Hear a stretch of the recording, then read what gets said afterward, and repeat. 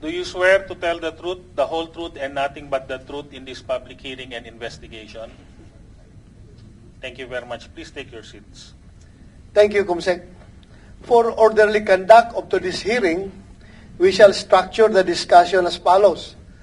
Number one, presentation of the PNP. Of course, it is going to be preceded by the opening statement of the Chief of the Philippine National Police, because he asked me earlier to allow him to leave after his opening statement because of some pressing matters doon sa Region 3. Number two, presentation of the KOJC. Number three, NBI. Number four, DOJ. Number five, Commission on Human Rights. Number six, Davao City LGU. Meron bang Davao City LGU? Andito? Wala. And other resource person.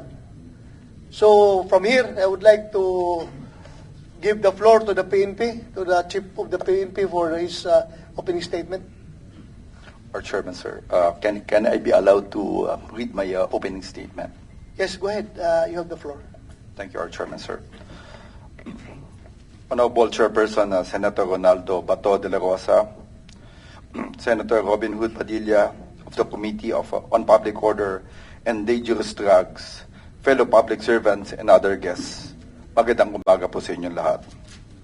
I'm here today to address the concerns raised regarding the police operation conducted by the Philippine National Police within the premises of the Kingdom of Jesus Christ, or what we call KOJC, on June 10, 2024. A month after the RTC NCR Judicial Region Branch 159, Pasig City, issued order finding probable cause against the following persons. This operation was not just a routine action, it was a critical mission to execute a lawful warrant of arrest against the fugitives of the law, Apollo Caboloy and 5 others, in connection with non-bailable offenses, sa Tagalog po natin, walang piyansa, of child abuse and qualified trafficking. These actions were anchored on verified information indicating fugitive Kibuloy's frequent presence in the area, a matter we could not ignore. Let me be clear, this police operation was carried out with strict adherence to the PNP operational procedures. Our guiding principle was to uphold human rights while executing our duties with the highest standards of professionalism and respect of the law.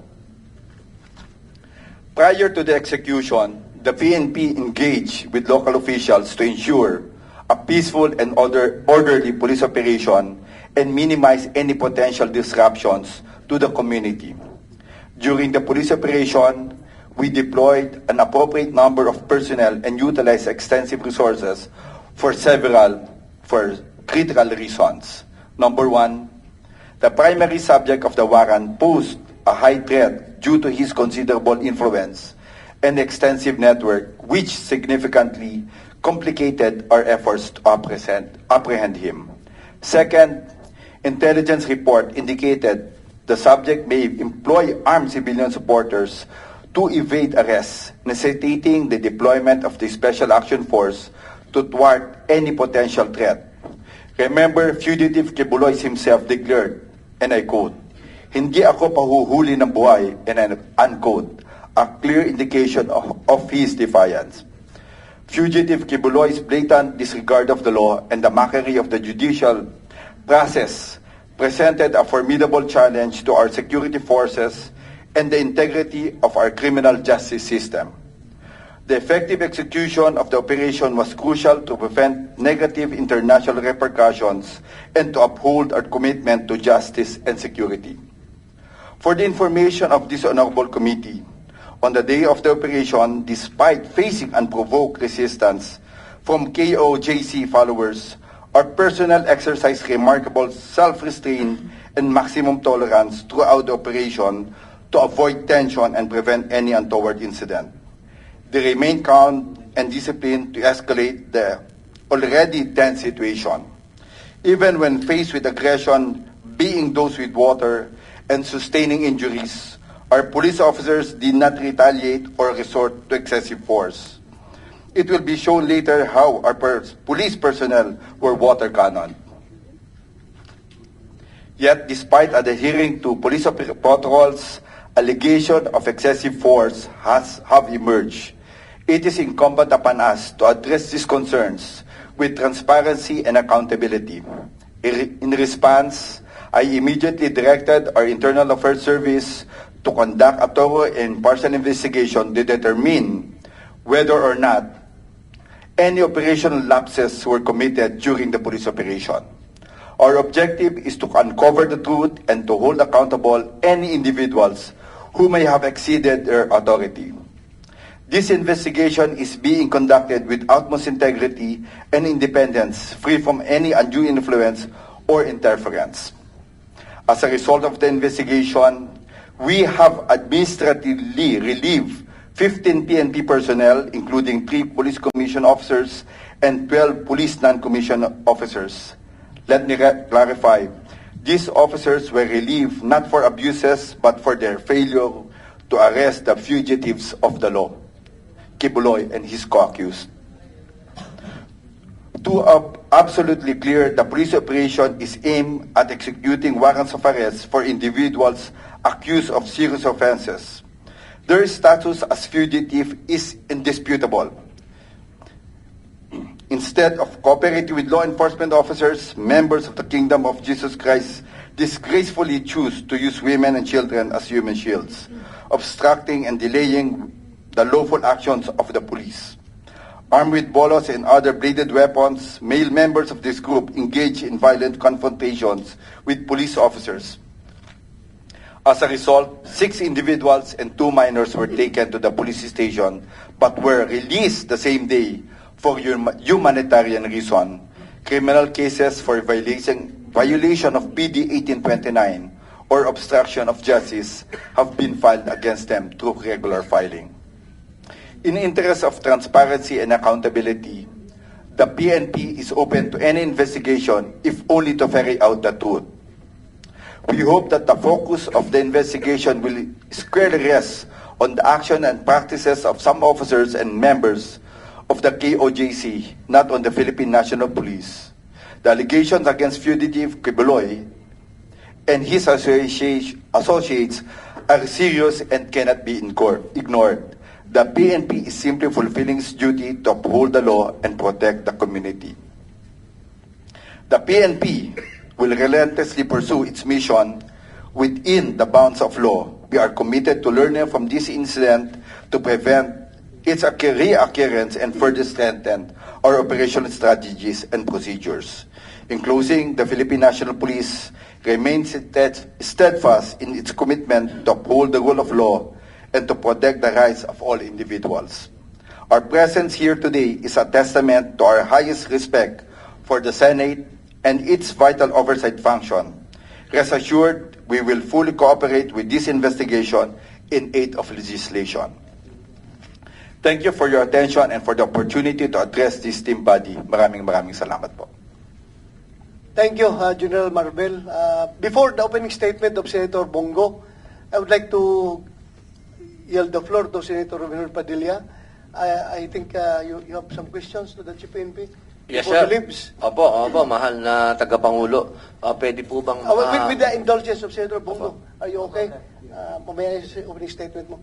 Go ahead, Senator Robin Hood Padilla. Opo, akin lang pong babatiin ng ating idolo, ang taong bisyo ang magserbisyo, Senator Bongo. Magandang umaga po. Opo. Pwede po ba makapagtanong sa atin pong PNP Chief? Opo. Yes, you have the floor, Your Honor. Salamat po. Sir, marami pong, ako po ay tagapangulo din po ng Komite ng Public Information at Mass Media. Ako po ay tunay na hirap na sa pagsangga sa mga fake news. Ako naman po ay nagpapasalamat sa pamunuan ng PNP at laging maliwanag naman po ang inyong pagbibigay ng impormasyon. Nagkakataon lamang po na imbis yung paliwanag ninyo ang naririnig, mga vlogger na hindi natin maintindihan. Ngayon po sana magamit po natin ang pagdinig na ito upang linawin lang po ang isang bagay. Medyo hindi po ito, ako po nagpapasalamat po ako sa inyong statement kanina patungkol po dito. Ito lamang po side lang pong tanong. At ito naman po nasa inyo po bilang resource speaker po namin, nasa inyo po kung gusto niyo pong sagutin o hindi. Narinig ko na rin naman po at nabasa ko na rin po yung inyong statement na ayaw niyong magsalita. Pero baka po dito po ngayon, mas maganda maging maliwanag po sa ating mga kababayan. Pero kung ano man po kung gusto niyo pong sagutin o hindi, wala pong problema. Opo, hindi po namin yung pepersonalin. Karapatan niyo po yun.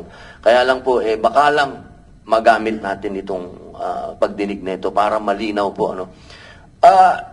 Tinatanong po talaga ng taong bayan na hindi lamang po ang masasabi nating, alam nyo naman, hati ang ating bayan. Pero lahat nagtatanong dito, ano po ba ang katotohanan?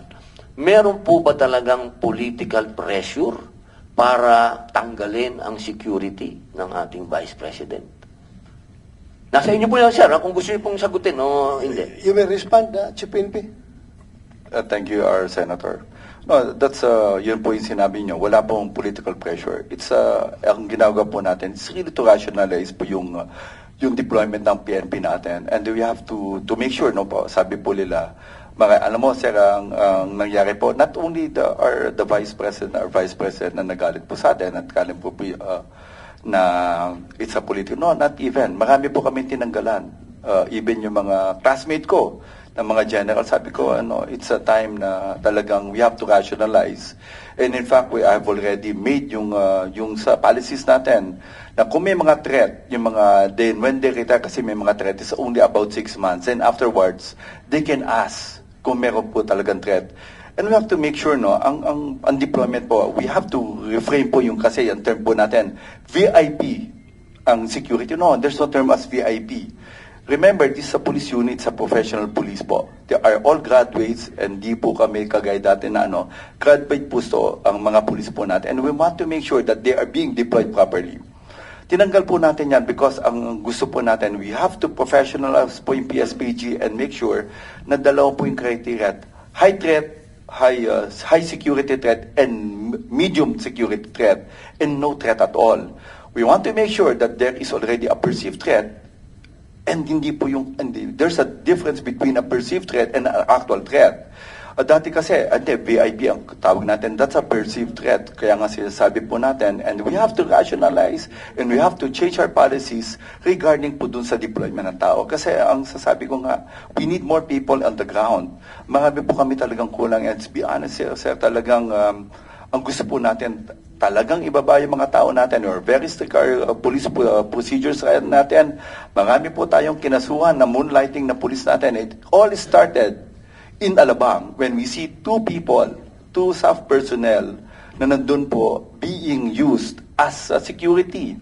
And dahil po nga doon, bakit nangyayari doon? And we have to rationalize our people. We have to account them. They want to make sure. And with regard po doon sa iba, hindi lang lahat po, tinanggalan po natin because we don't see any threat sa mga bantao. At ang sinasabi ko nga, kung meron pong reason, ibibigay po natin. Second, But in the case of the Vice President, do you think may threat sa kanya o wala?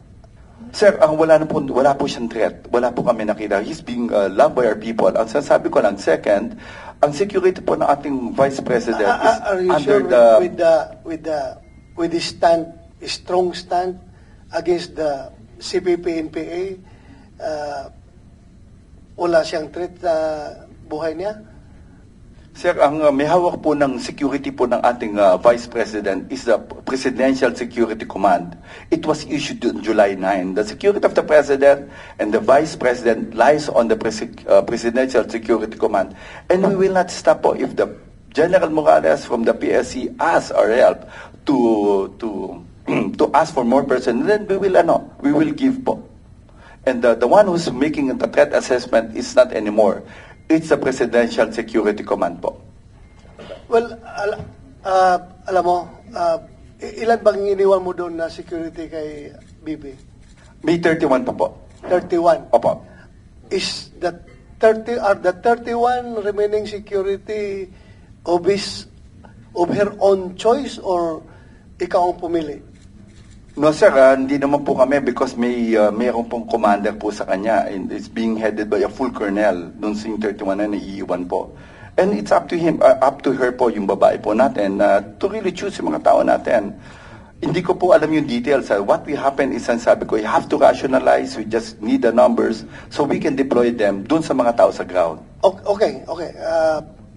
In behalf of the Vice President and in behalf of the Filipino people who want that our Vice President is properly secured and protected, can I ask you, for the record, that yung iniwan mo na 31, pwede ba nabigyan mo ng laya yung ating Vice President kung sino sa kanya mga former security ang pwedeng iiwan mo? Kasi ang reklamo nga niya, may iniwan ka nga pero hindi niya kilala, hindi siya komportable. Baka pwede yung mga security niya na from Davao na matagal na sa kanila, nakilala niya, komportable siya, baka pwedeng yun na ang ibigay natin. Kasi ang nangyari kasi, yung mga pulis na yun, kilala ko yun, mga tao ko yung mga pulis na yun, andito ngayon, inassign mo dito sa Krami or sa Region 4 ba yun? If you are for localization, para effective ang ating kapulisan sa kanilang trabaho, baka pwedeng yung taga-Davao na lang ilagay mo doon. I'm just appealing to you. I am not questioning your wisdom. Ako, just treat me as an ordinary Pilipino na gustong-gusto talagang masecure yung ating pangalawang Pangulo. Baka pwede naman na papiliin mo siya kung sino yung gusto niyang maiwan doon. Ilan ang tinanggal mo, Marvin? 75. Yung 75 na tinanggal mo, baka pwedeng, tapos may iniwan ka na 31. Sir, our chairman, can I make it clear first? No? Ang naiwan po sa kanya is 358 AFP personnel. And ang sabi ko nga, ang 106 na sa wala na ko doon sa... because, sir, it was being... Wala tayo doon sa AFP. We are just talking about PNP. Yung PNP lang po kasama dahil ang PNP yung close sa kanya. Dahil dati siyang mayor at yung mga local police ng Davao, yun yung dinala niya doon na security. Yun lang ang pag-usapan natin, yung local, yung police lang. Kung yung 31 na yun na iniwan mo, pwede ba na pagbigyan natin ang pangalawang Pangulo na pumili siya kung sinong gusto niyang maritin doon na 31. Wala problema. Kahit na hindi mo na ibalik yung 75 na tinanggal mo, okay na yun. Gamitin natin yun sa police visibility. Ako mismo, as former chief PNP, I am with you when you say na you need people on the ground. Alam ko pareho tayo.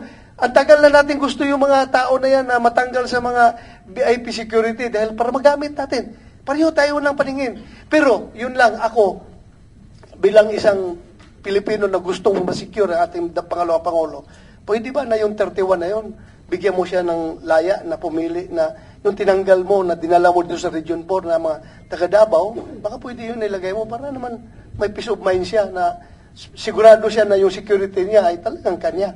Yun lang, pag-iusap ko lang sa iyo. I'm not directing you as the chairman of the Senate Committee on Public Order and Dangerous Drugs. This is my personal appeal to you, being a Filipino. Kasi ayaw ko talaga na may mangyari sa ating pangalawang Pangulo. Pag yan ay naambos ng NPA at nagsibagtakbuhan yung mga security niya, nakakaya tayo. Pero kung yung ibalik mo yung mga taga-Davao na talagang makipagpatayan sa kanya, yung mga pulis na yun na local, ay you and me can sleep properly at night na wala mangyayari sa ating pangalawang Pangulo. That's my assurance to you. Kung ibalik mo yun. Kaya ako nakiusap sa iyo. Yun lang. Appeal to you. Na pwede ibalik yung mga taga-Davao. Kahit na yung 31 lang. Yung 31 na sinabi mo iniwan, palitan mo yun ng mga trusted niya. Nakilala niya. Yun lang. Pakiusap ko sa iyo. If I may, Mr. Chair. No. Itong 31 na naiwan na GPNP, choice to ng Vice Presidente o kayo na po ang pumili dito? Bago na po ba sila? Our chairman, no, hindi ko kasi nakita. It's only the 106, no, the personnel na nakatalaga po kay VP in addition dun sa 358 na AFP. Ang 106 na yan, I really hindi po sila kilala. Ang sinasabi ko lang, we have to reduce our personnel. Based dun sa recommendation po ng PSPG commander, I have to talk to these people and talk to the chief of staff of the VP kung tama po yung numbers, no? But if you ask me for the details, I don't know these people, hindi ko po sila kilala kung sino po naiwan. Ang sinasabi ko lang, this is inadequate na 31 po ang ibigay namin. But if kung sinasabi niyo po, it will help, then let it be po. We have hindi mo po kami nag-argumentative with regard po sa security. If it will help, if we can add, it really depends on the VP, of course. Yung head po ng security niya, yung PSC po, si General Morales, then let it be po. Paki-check naman si PNP kung itong mga naiwan, choice ba niya? Tama yung sinabi ni Chairman Bato. Choice niya ito o kayo ang pumalit bago na po itong mga to? Our chairperson, hindi ko po, number one, I don't have yung kilala po. Ang sinasabi ko lang, out of the 106, kasi I assume lahat yung tao niya po, yung 106 na yun. Then, ang sinasabi ko, I have to reduce based dun sa recommendation natin na wala po siyang threat. Kasi, ang sabi ko nga, ang PNP is just an augmentation of the security being given by the Presidential Security Command. Kung sinasabi po natin na makakatulong po, then let it go. And we will help in securing the Vice President po. Wala na bang nakadeploy ngayon na PSPG sa mga negosyante lang? Ang sinasabi ko, sir, may mga high threat po, at pinatanggal ko po. If you will look at the numbers, pinatanggal ko po lahat. Basta ako, General Marvel, high security threat pa rin yung ating pangalawang Pangulo. You may question my opinion, but that's my own opinion. I know her very well. Kailangan talaga natin i-secure. So, yun lang pag-iusap ko, kahit na hindi mo na ibalik yung the same number na tinanggal mo, palitan mo lang ibalik mo lang yung mga taga Davao na palagay ang kalooban niya, at tanggalin mo na lang yung hindi niya kilala na yung naiwan sa 31. I know, it's no longer your job dahil alam ko as Chief PNP, you will deal on policy statements na lang doon sa mga commanders mo on the ground. Hindi ka nagsasabi ko, ito tanggalin mo, ito iiwan mo. That's not your job anymore. Pero ito lang, I am just appealing to you, panirating ko lang sa'yo. Kung pwede, balik mo. Can I get your commitment? Of course, our chairperson. Thank you very much.